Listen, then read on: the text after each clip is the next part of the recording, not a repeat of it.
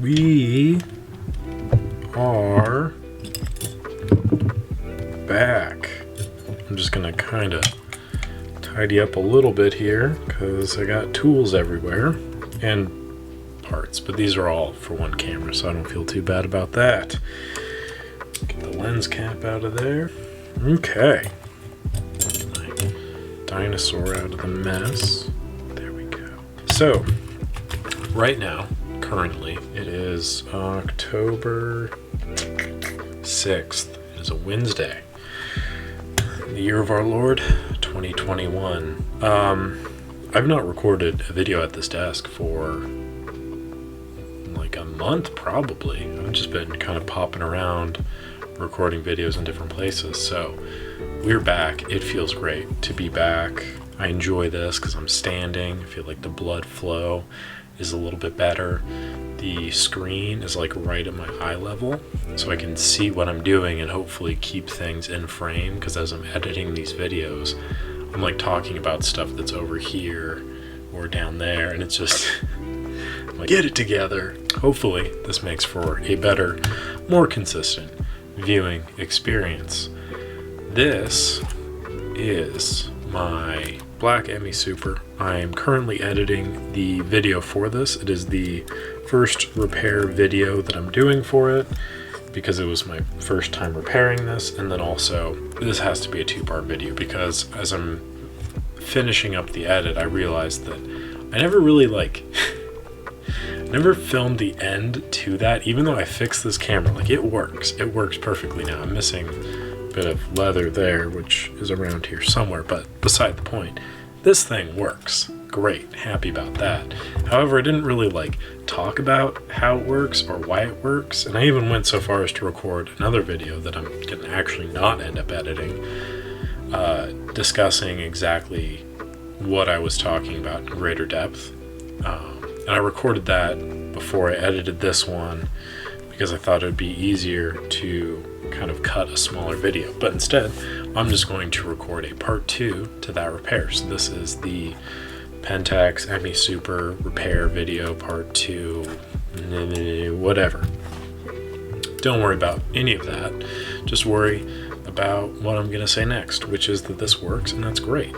Here is another Emmy Super, and this one is sad, I'll say. This is my sad Emmy Super. This one, it's seen better days, but this is a great part, example, camera, whatever you want to call it. This is what I use for just reference, and then also eventually I will fix it because these things are indestructible and very easy to fix. The wires I was having some issue with, but I have more wires, so I can just take care of that. Anyway, we're done talking about all that. What we're going to go into really quickly is right there. This is that little green bit down there. My autofocus on this camera's a little rough. Let me see if I can do a little boop. That green bit is the magnet, as I was talking about previously, which controls the aberration, which is the separation in the shutter speeds, essentially. So if there's no charge running through there, depending on the setting of this little lever right there, it'll either fire at 125, 1/125th of a second, or bulb. And that's just, those are the mechanical speeds. If there's no pressure on here at all, it'll fire at bulb. If there is pressure, it'll fire at 1/125th. What does that mean? Basically, if you have no batteries in this and you put it on auto, it'll fire at 1/125th. And it will fire at 1/125th for all of these until you get to bulb, if that makes sense. So, I'm not going to spend too much more time worrying about that because I want to talk about what I was fixing, which was this travel right there. And it was hard to do because, as I said, I didn't have a soldering iron, so I would end up ripping all of the wires out and then having to resolder them because there's many wires that travel from this board to this front board there. So I was kind of trying to work at it like this, and the lighting in that is just not great. So as you can see, that causes it to fire, kind of. There's many other things that kind of go into that, but for the most part, that's it. And then if you look here, this little silver thing, that's what I refer to when I say just kind of tug on that. And what that does is that charges the curtain.